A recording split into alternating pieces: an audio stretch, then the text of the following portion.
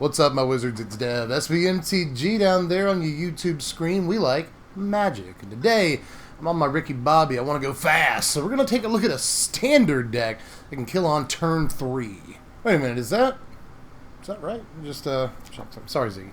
Let's see here. Yeah, says it's standard, apparently. So yeah, let's look at a deck that kills on turn 3 in standard. It sounds crazy, but we can actually do it. There are 18 total creatures in this deck, and the whole squad is important. They all bring something to the table, but for the most part, this is a Dread Horde Arcanist deck. We want to drop an Arcanist, break our foot off in their anus, with a bunch of, like, pump spells, for the most part. You know, if we can increase Dread Horde Arcanist's power, there's no telling what it's going to be able to recast out of the graveyard when it does attack. But, very often, it's just going to recast the same pump spell you just cast on it.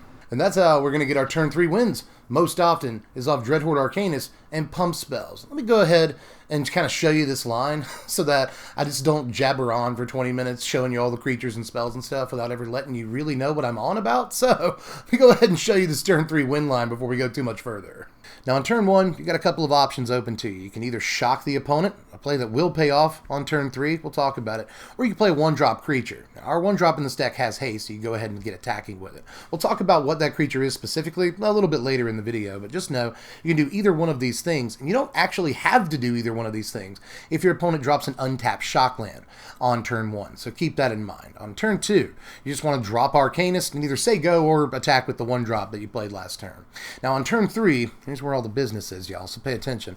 You want to cast Colossus on Dread Horde Arcanist, then attack with Arcanist and just recast Colossus out of your graveyard. So you're swinging for 9 at this point. If it goes through, your opponent's taking a bunch of damage already, but all you got to do is thud your Dread Horde Arcanist and you'll deal another 9 damage. That's a total of 18 damage you've dealt to them with your Arcanist on turn 3. So if you shock them on turn 1, they're dead. If you're able to get in successful attacks with your 1-drop on turn 1 and 2, they're dead. Again, if they dropped an untapped shock land, they're dead and you have won the game on turn 3 in standard.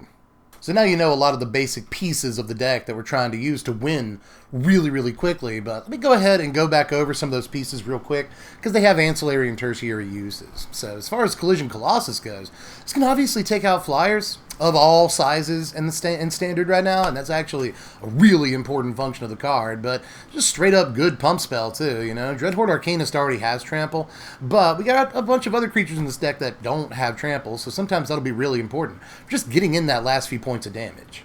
Now, I'm not going to sit here and pitch to you the idea that Thud is a particularly flexible or versatile piece for the deck.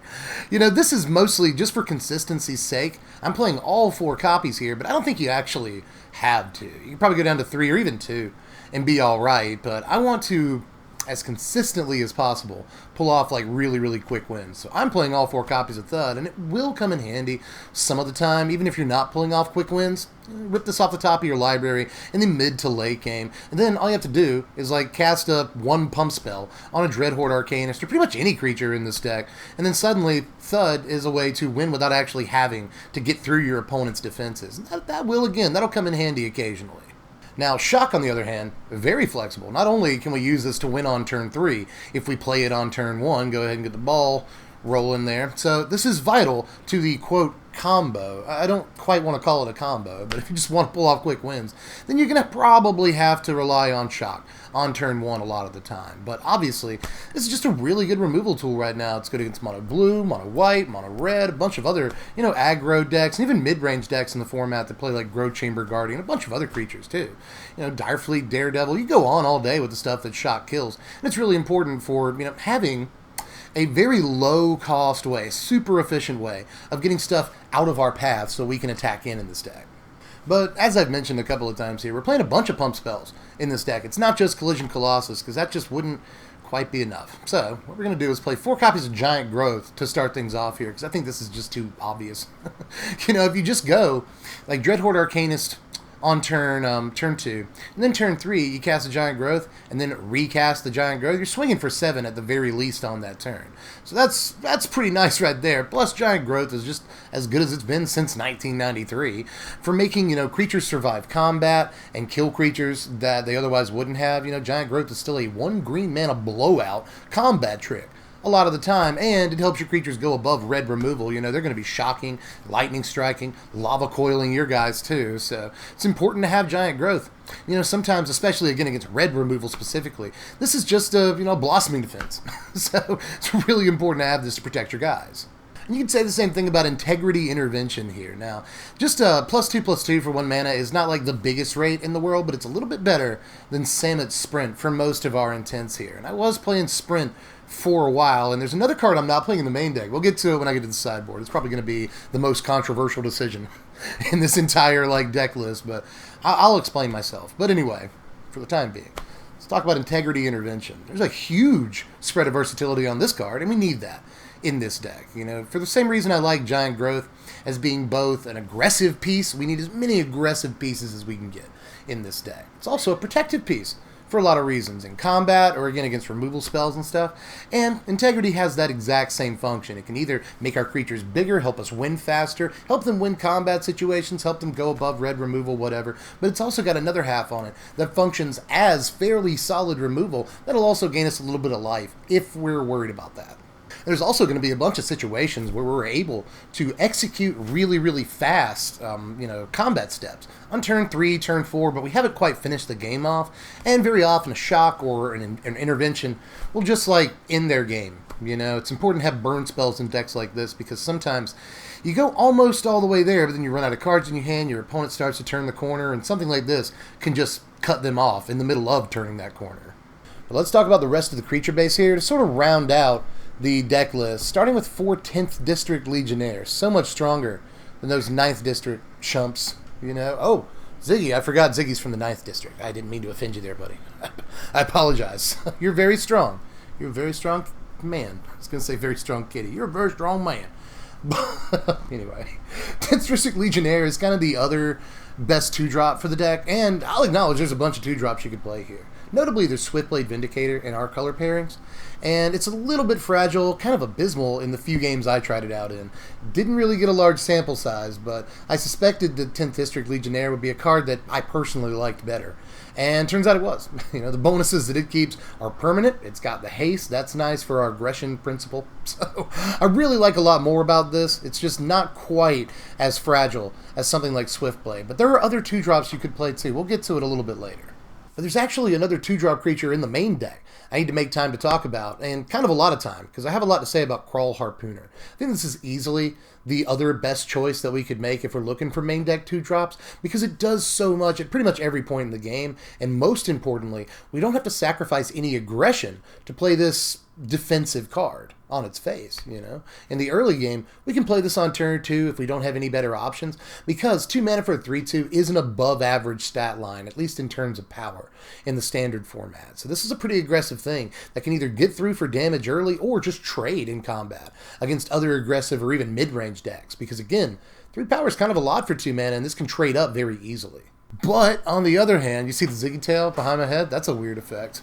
Anyway, but on the other hand, this card also gives us a good top deck in the late game. Some gas in the late game. And like I've said a bunch of times so far in this video, we're focusing mostly on aggression whenever possible. That doesn't lend itself to good late game action, but Crawl Harpooner sort of helps solve that problem just a little bit. You know, in the late game, we rip this off the top of our library. Then we can just use it for its intended purposes, which is as a removal spell. You know, kill that Tempest Djinn, that Lyra Dawnbringer. Yes, it does work on Lyra Dawnbringer. First strike doesn't matter in fights. I always have to say that. But any big or small flyer in the format, this can take out for you. So it's a removal spell on legs that, again, we don't have to sacrifice any aggression to play. I really, really like that about it, obviously. But the spiciest line in the deck, maybe, involves this, because what you can do is if you get this, you top deck this on turn 1,000,000 or whatever, you play it, it's always going to get the undergrowth bonus. Always going to get +X/+O. So let's say on turn 10 or whatever, that you get +4/+0 out of the undergrowth bonus here, and elect not to fight with your Crawl Harpooner. So it's just sitting there, being a big old 7-power bug thing, you know? So at that point, you can either Thud, just cast Thud out of your hand, or attack with Dreadhorde Arcanist and cast Thud, sacrifice your Crawl Harpooner, and just hit him for 7 to the face on turn 1,000,000, and that'll almost always end their game. Just do that. It's a good line, but I guess another card that gives Stud a little bit more late game relevance is Feather the Redeemed, which is probably the best reason to play white in the deck. Now this is yet another card that we don't have to sacrifice any aggression for. Serendibifreed stats. 3 mana, 3/4 flyer. That's overstated in Standard for sure.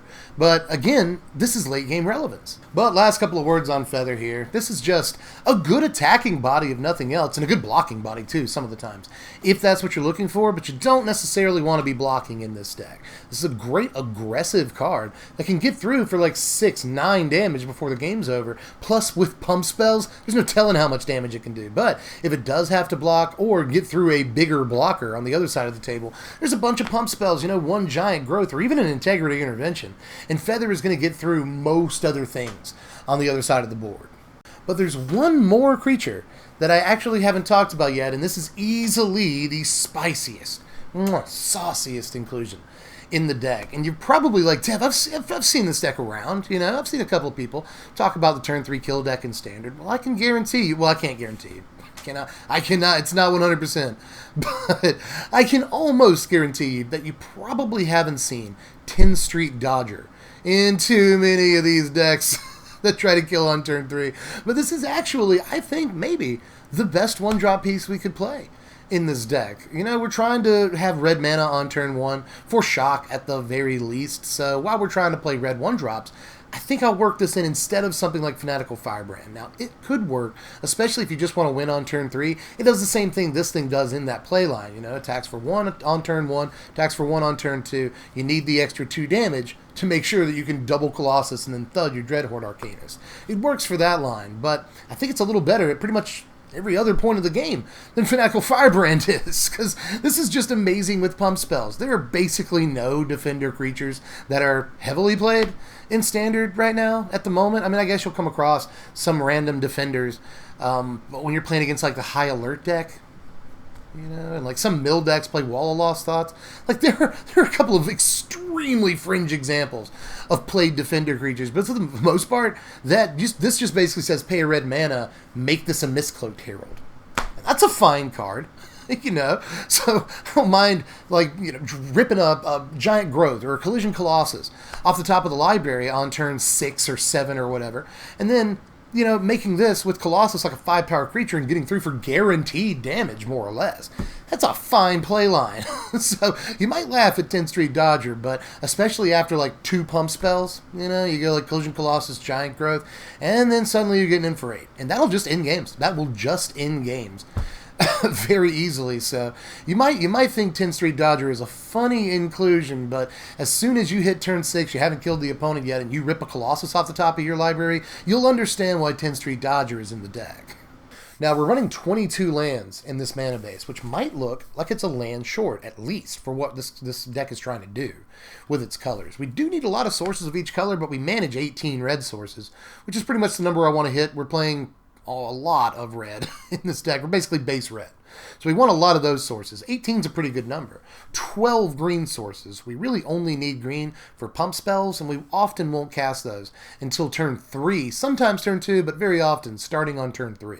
So 12 sources is a great number for that. As far as white sources, that could use a little bit of work, but I don't want a 24 land mana base, or even a 23 land mana base. I don't want to flood in a deck that's looking to just be as aggressive as possible and win the game very, very quickly. I think especially with a top curve of 3, any more than 22 lands, and we are really going to flood out a lot of the time. What's your opinion on the mana base, though? I know that we probably could use another white source in here, but I'm just really not sure that I want to budge on 22 lands.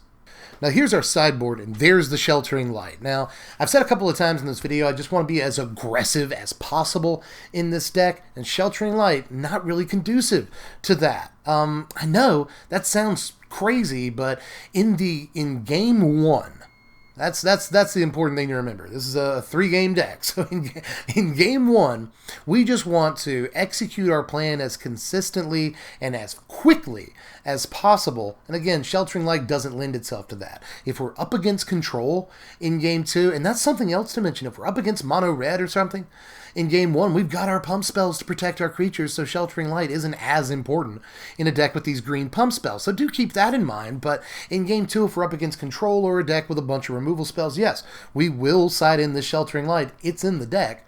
Don't freak out.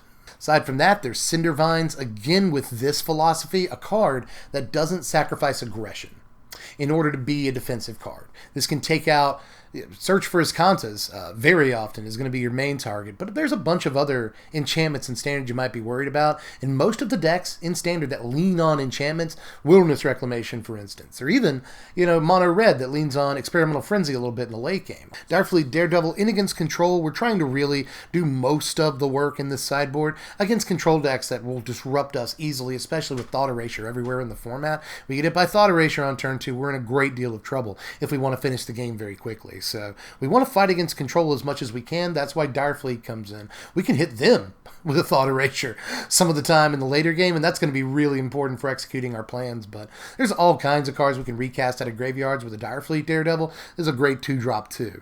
We've also got Gruul Spellbreaker in here as a 4 of. This 2 against control, so we have a big body. That's really, really important. And we can give it haste too, to just start dealing damage as quickly as possible.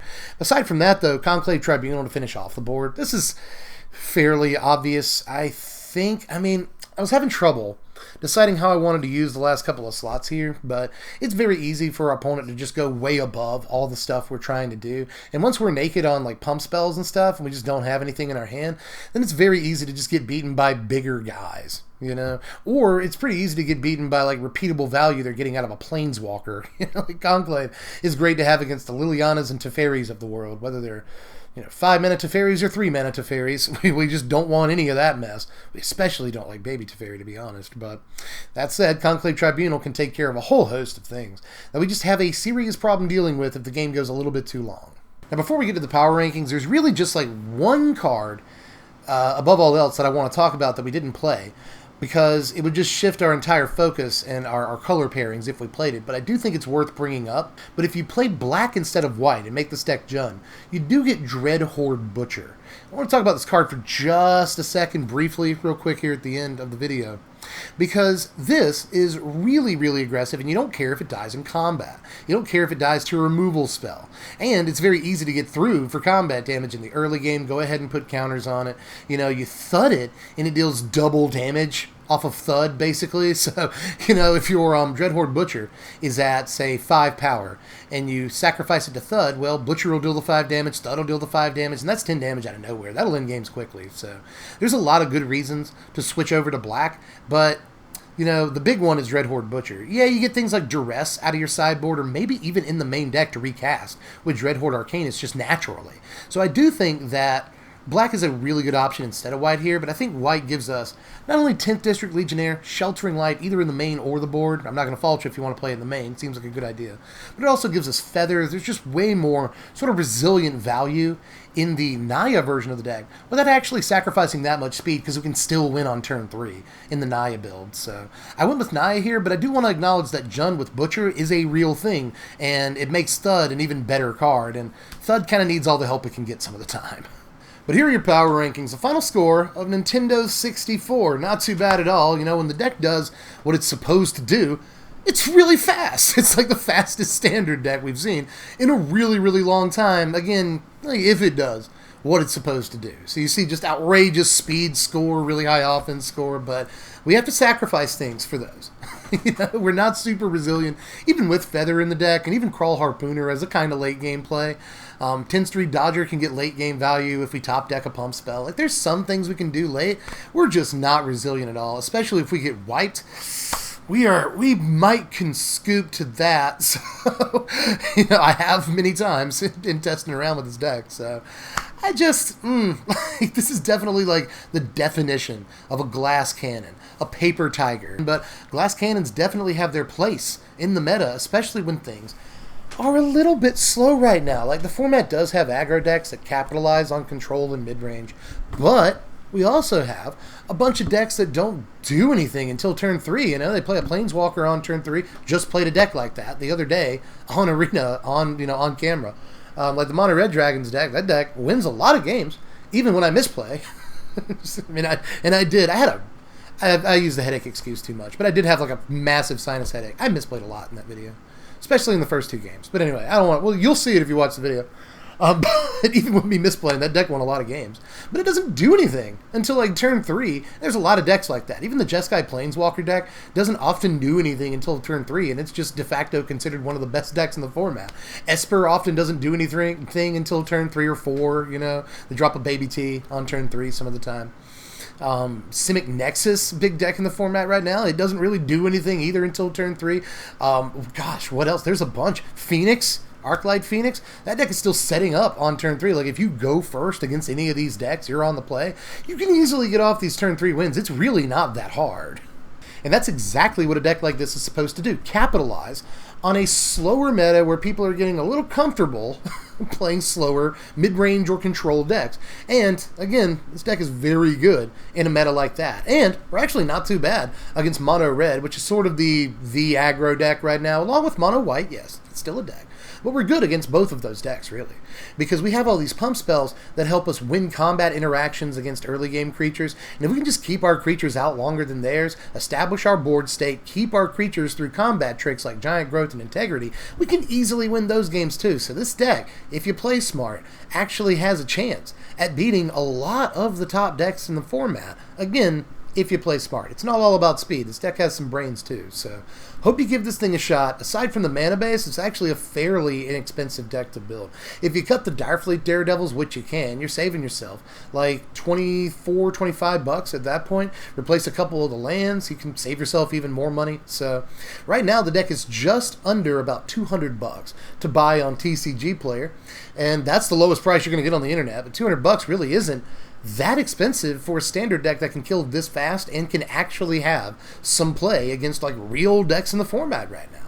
And again, you replace a couple of pieces, or you just play the deck best of 1, no sideboard or whatever. You probably want to play the Sheltering Lights if you're playing this deck in best of 1. Just pro tip there. But if you do that, you're cutting a lot of money out of the sideboard. The deck really isn't that expensive to play. And it's really fast when it does work. You know, this is the kind of deck for people that want to, like, you know, converse or mill about between rounds at F&M or at tournaments and stuff. You know, you want to go outside and talk to the people that are outside smoking or whatever. Like, this is the deck for you if you want quick rounds, because by the time turn like 5 or 6 rolls around, very often you've either won the game or you know if you're going to win the game. So give this deck a shot. I've had a blast playing with this thing.